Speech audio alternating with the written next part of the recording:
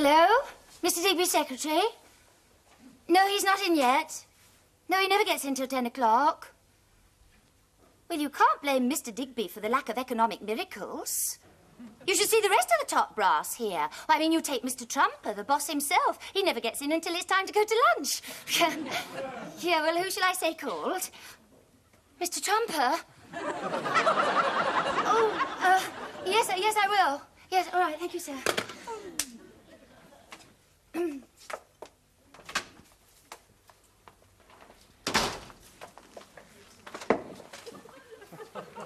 Morning, Thelma. Mr. Dick. Oh, you frightened me to death. You don't usually get in till 10 o'clock. Well, I came on an early train. Well, you should have warned me. I would have made an extra effort. Oh, that's perfectly all right. I was quite happy sitting here with my newspaper. Nasty business, this bigamist in Oldham. He married 3 women and they all ended up as left luggage.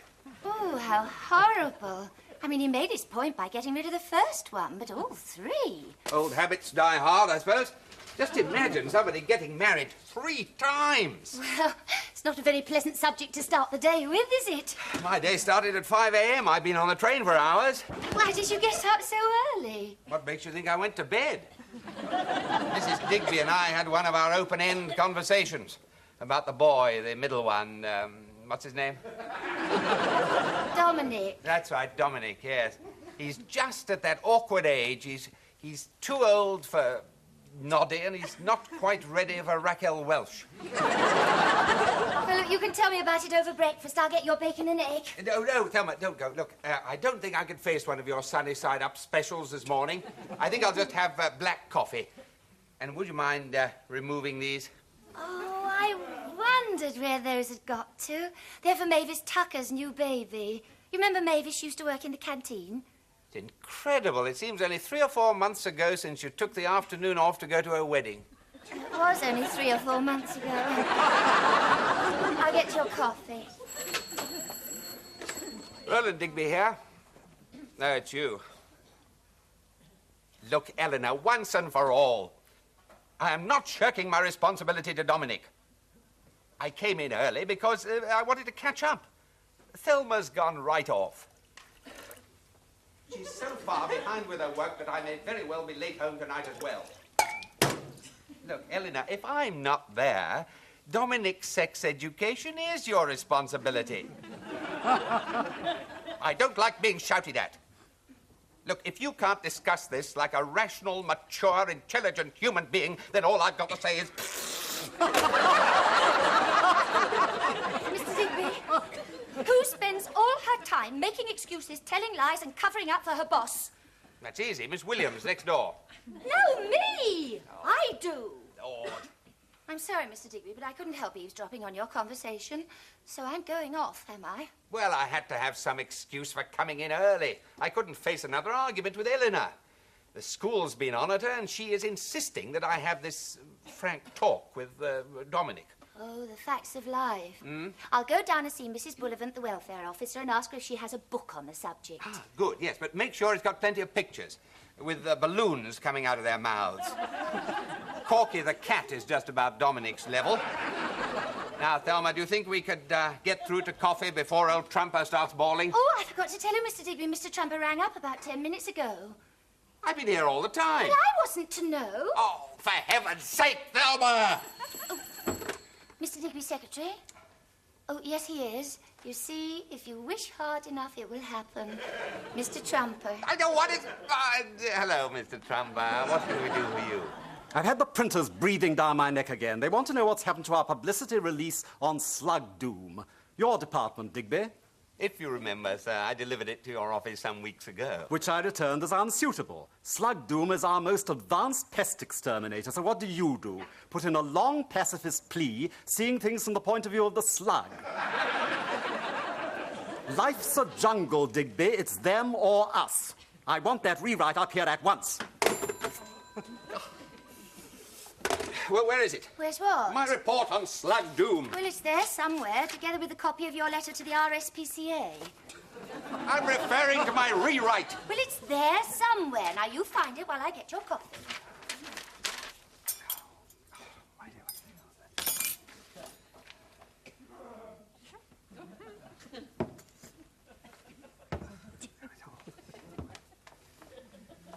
Look, Thelma, I shall just have to take the whole of the publicity file downstairs. Well, here's your coffee, Mr. Digby.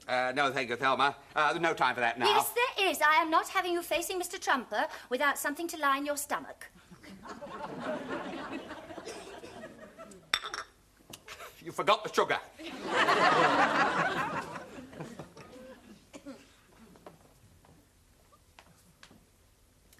Now then, Dominic, your Auntie Thelma has been asked to explain something to you.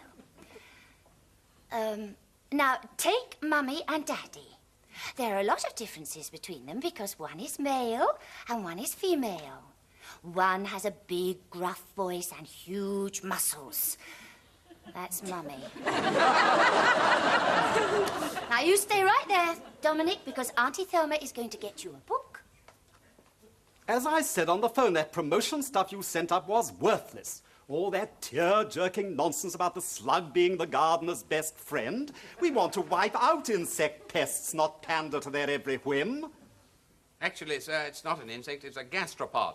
What is? The slug. Not strictly speaking an insect, it's a gastropod. Yes, and a damn menace to your rhubarb. Well, actually, I believe there are more merciful ways of putting them to sleep than spraying them with slug doom. Well, a handful of salt will wipe them out, but try selling that to the public. Actually, we do, sir. 1 in 9 a tin. It's called ant doom. Yes, well, that's beside the point. I hope to goodness that you've given up this ridiculous thinking and all that high moral drivel. Well, I'm sorry I haven't been able to finalize the report, sir, but I have gathered together this wealth of material here, which I thought I would leave for you to browse through. No, I think we'd better go through it together. There are bound to be a few things that will need explaining. Yes, there are a few things that need explaining.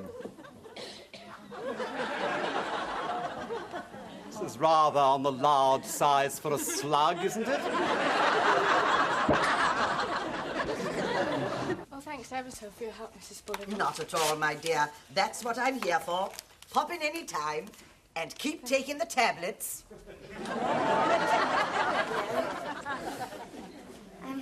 Good morning, Mrs. Bullivant. Oh, it's Miss Thing, isn't it? Teesdale, Thelma Teesdale. Of course, you're Mr. What's-it secretary. Mr. Digby. Digby. I never forget a name. Now, my darling, what is your problem? Well, actually, it's not really my problem. It's more my friends. It usually is. It's a funny thing. It's always our friends who get into trouble. What made you come to me? Well, I always think it helps to talk things over with an older woman like you. You'll find everything you want, I think, in that bookcase over there. Oh, all right. Expurgated Mrs. Beaton. Bride's Manual of Judo. Marriage for pleasure and profit. Mrs. Bullivant, how are you off for sex? Oh, my dear, I didn't realize. Of course, as your problem is such a confidential matter, I think it would be better if you wrote it out. Well, why? I'm not embarrassed to talk about it. Well, I am. Now, if you wanted a mortgage or to get in touch with a nice pen pal, my door is always open. Oh, well, all right. I'll just browse through the books then. Excuse me. Childbirth can be fun. It's rather putting the cart before the horse, but it's all you've got. Can I borrow this for a few days? Oh, no, I'm afraid that's only for reference. They mustn't leave the premises. And as it's for a friend... Oh, well, look, I may as well admit it's not really for a friend, it's for me. Well, for both of us, really. Oh, both of whom? Mr. Digby and I. Childbirth can be fun. This Mr. Digby, is he a married man? Well, yes, of course he is. What does his wife feel about it? Oh, she's absolutely impossible. She was nagging at him on the phone this morning. I mean, is it any wonder that he turns to me? Thank you for your help, Mrs. Bullivant. I must say, this is much easier than walking up and down the monkey house waiting for something to happen.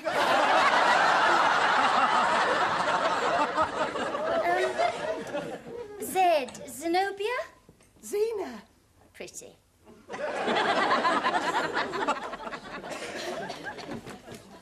This is an emergency.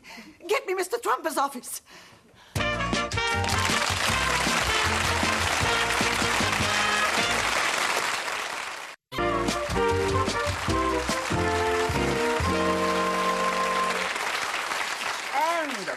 the moment I realised what was going on between Mr. Digby and that brazen hussy, I was disgusted.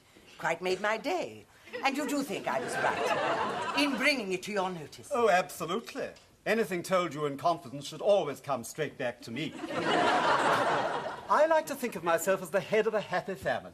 All the employees are my children. Of course, I don't want the place overrun with grandchildren. Perhaps you'd like me to snoop around the rest of your staff and keep them under surveillance. Oh, I trust that won't be necessary. Now, I hope that this is an isolated case. Oh, but these things catch on, you know, like the Charleston. Once they do it, everybody's doing it. Mrs. Holt, the morals of my staff are... Well, we won't go into that for the moment, but I shall have a word with Miss Teesdale. Thank you for coming. Isn't it exciting? It's given a whole new meaning to my work. I now have a purpose. Clean up Rideau-Rat. All the things I could do if you give me half a chance. Goodbye, Just Mrs. let me do that. Sex maniac.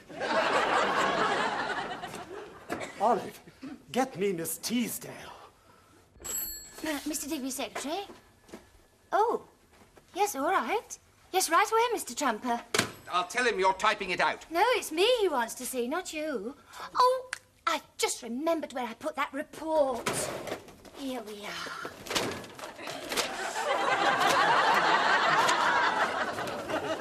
Now, I've got it. He wants you to go upstairs so that he can just drop me in it. Now, look, tell him that I'm terribly overworked in this office. Tell him I got here very early this morning. Well, I don't think that'll wash. You were supposed to do this 4 months ago. Well, another hour won't make any difference. Oh, don't worry, Mr. Digby. I won't let you down. I suppose you know why you're here. Well, yes, of course I do, Mr. Trumper. And I want to tell you that Mr. Digby is downstairs in his office right now trying to put things right. Well, it's a bit late for that. I mean, he should have thought of that before. Now, Mr. Trumper, before you accuse Mr. Digby, I want to tell you that I am as much to blame as he is. Well, that's very noble of you, but it doesn't solve the problem, does it? Miss Teesdale, when was it? I mean, when did you and Mr. Digby, will you know? How long ago was it? Well, I made a note of the dates. Last summer. That was when Mr. Digby said you gave him the go-ahead. I gave him the go-ahead? Yes, and he made a start on it in June. Well, you know, during that hot weather. June. 9 months. February. Well, my grandson was born in February. Oh, really? Yes, so was my auntie. And I had a cousin who was born on February the 29th, a leap year baby. Leap year baby. Yes. I think we're getting sidetracked, Miss Teesdale. Look, you must tell me in confidence, how does Mr. Digby feel about this crisis? Oh, well, he's in his office at the moment, terribly flustered. But then he's so conscientious, he takes everything so seriously. Well, don't you? Oh, well, little things like this are bound to happen, even in the most well-organised offices. Miss Teesdale, you did have an appointment with Mrs. Bullitt, our welfare officer. Yes, that's right. I wanted some advice. Did you get it? Yes, I did. A book on babies called Childbirth Can Be Fun. Well, you were hoping to pick up a few hints. Well, no, I was hoping that Mr. and Mrs. Digby would. Mrs. Digby? Then it wasn't for you. No, of course not. It was for Mrs. Digby. Mrs. Digby? Then I've been barking up the wrong tree. One of those trees you can't see the wood for. Poor old Digby. Honestly, he's never breathed a word of this to me. Well, it was the first I heard of it this morning, too. I thought I might help by getting Mrs. Digby a book. A book? I shouldn't think that's necessary. It's not a new experience for Mrs. Digby. Well, no, but she had such a bad time with Gwendolen, I didn't think she'd want to go through it all again with the boy. Oh, it's a son, is it? Yes. Yes, Dominic. Dominic. And Mrs. Digby, how's she doing? Well, when I spoke to her on the phone, she was her usual self. Excuse me a minute. Olive! I was just going to ring through. Mr Digby's on his way up to see you. Splendid. I was just going to send for him. Now, Olive, get out the 10-year-old medicinal scotch and clean glasses. Oh, is it a celebration? Old Digby, he's become a father again. You know, they're calling the child some damn stupid name, Dermot or something. Dermot? Sounds Irish. Yes, it does, doesn't it? Miss Teesdale, Mr. Digby's on his way up. Now, you must stay and join us in a drink. That'll be him. Come in, Daddy. Sorry about the delay, sir, but I think you'll find this rewrite is much nearer the mark. Slug doom means slaughter for the slugs, but fun for the family. Even your youngest child can enjoy the death throes of this... Oh, never mind about that now. Well, I thought you said it was urgent, sir. It was, but since then I've had a little chat with Miss Teesdale, and it all came out. Just because the snow on the roof, that doesn't mean the boiler's gone out.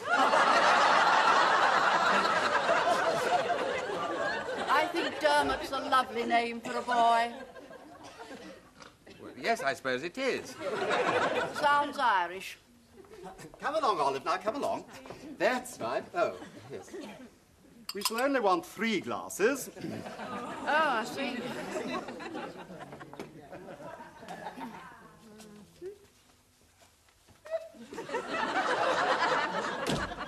Well, Digby, let me be the first to congratulate you. Thank you, sir. Sit down, save your strength. There's nothing like the patter of tiny feet. Yes, I didn't realise, but Mr. Trumper became a grandfather in February. Is that a fact?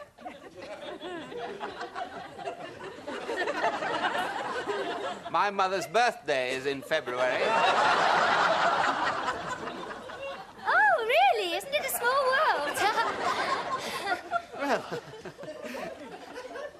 how's Dermot? Dermot? Oh, your son. That isn't his name, is it? No, it's Dominic.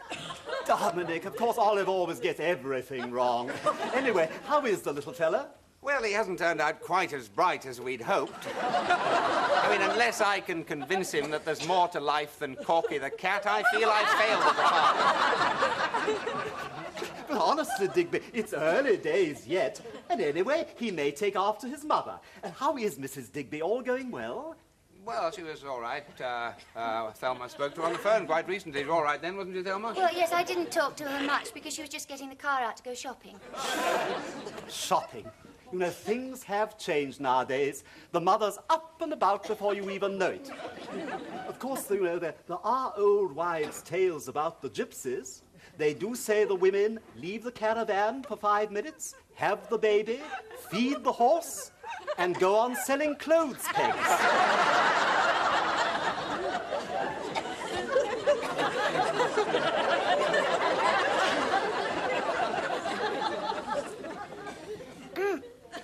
Yes, it must be difficult selling clothes pegs. Especially nowadays when there's laundrettes and things.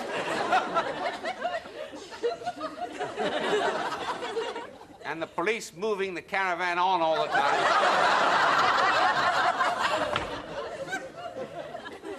Did you know that you can get coffee in all-night laundrettes? They make marvellous violinists.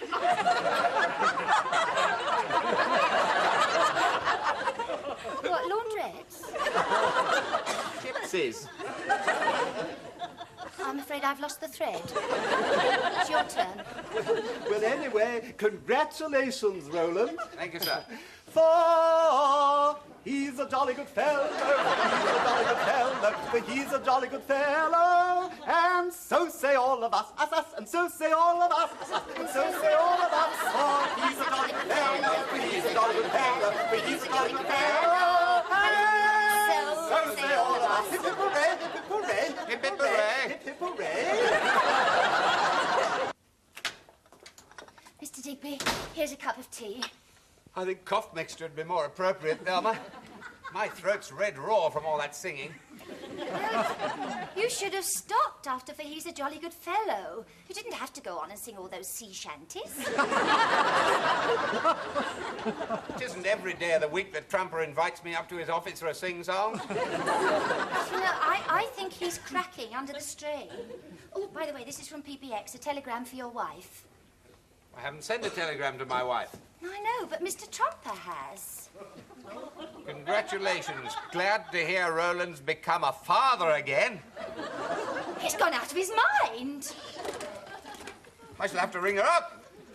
What will she think? Oh, well, she'll probably think it's a joke and take it in the spirit it's intended and get a divorce. Hello, Eleanor. Roland here. Just wondered how you were getting along. Oh, you've got a telegram. Well, have you opened it or you haven't? Well, leave it until I come home. Well, I always think we ought to open telegrams together. Well, it might be bad news. I know, dear, but it probably says greetings because they want to break the bad news to us gently.